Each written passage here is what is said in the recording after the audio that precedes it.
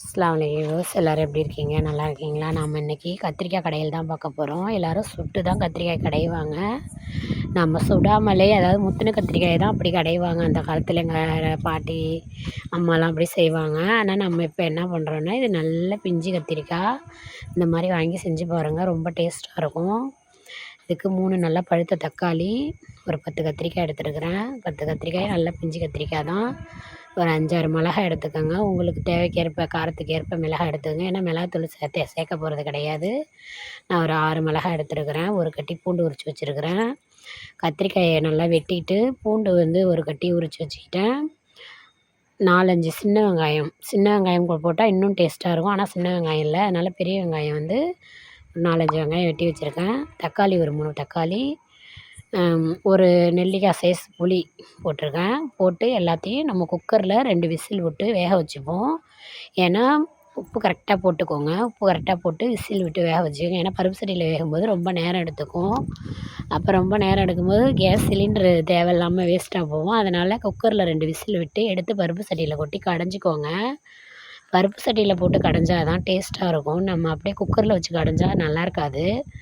அதனால் பருப்பு சட்டி மண் சட்டியில் வச்சு கடைஞ்சிக்கோங்க. நல்லா கடைஞ்சிட்டு அது கூடயே கொத்தமல்லி தழையும் வெட்டி அதில் சேர்த்துக்கோங்க.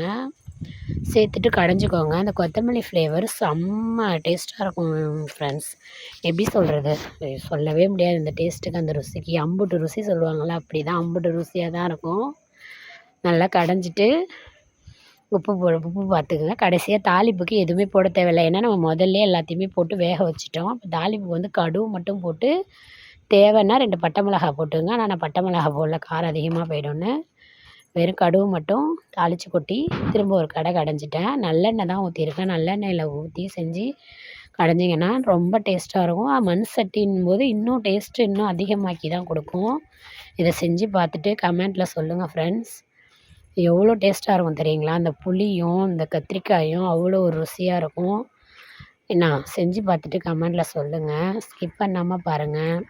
எனக்கு சப்போர்ட் பண்ணுற அனைவருக்கும் நன்றி. தேங்க்யூ. இந்த கத்திரிக்காய் கடைகள் வந்து சாப்பாட்டுக்கு அவ்வளோ டேஸ்ட்டாக இருக்கும். உடனே சர்வ் பண்ணலாம். இதுக்கு சைடிஷ் வந்து அப்பளம் வச்சுக்கலாம், சூப்பராக இருக்கும். இது சாப்பாட்டுக்கு சேவ் பண்ணிவிட்டு, சாப்பாடு மட்டும் கிடையாது, இட்லிக்கும் இதை சாப்பிட்லாம் தொட்டு, தோசைக்கும் சாப்பிட்லாம், சப்பாத்திக்கும் சாப்பிட்லாம். புரியுதுங்களா? இது வந்து சாப்பாட்டுக்கு மட்டும் அப்படின்லாம் கிடையவே கிடையாது. நான் தோசைக்கும் இதை யூஸ் பண்ணியிருக்கேன். இட்லிக்கும் எங்கள் வீட்டுக்காரங்க போட்டு சாப்பிடுவாங்க. சப்பாத்திக்கு இன்னும் செம்மையாக இருக்கும். சப்பாத்தி செஞ்சு நீங்கள் இதை செஞ்சு ட்ரை பண்ணி பாருங்கள். இந்த கத்திரிக்காய் கடையில் அவ்வளோ டேஸ்ட்டாக இருக்கும். எல்லோரும் சுட்டு தான் செய்வாங்க. ஆனால் நம்ம சுடாமலேயே பிஞ்சு கத்திரிக்காயிலேயே நல்லா வேக வச்சு இந்த மாதிரி இப்போ நல்லா சுடுசோத்தில் பிசைஞ்சி போட்டு சாப்பிட்டு பாருங்கள். அவ்வளோ டேஸ்ட்டாக அம்புட்டு ருசியாக தான் இருக்கும். இது பாருங்கள், இப்போ தோசைக்கும் அதே தான் அப்படியே நைட்டுக்கு தோசைக்கும் அதே தான் கத்திரிக்காய் கடையில் தான். கூட ஒரு தேங்காய் சட்னி வச்சு செஞ்சுருக்கோம். செம்ம டேஸ்ட்டாக இருக்கும். செஞ்சு பார்த்துட்டு சொல்லுங்கள்.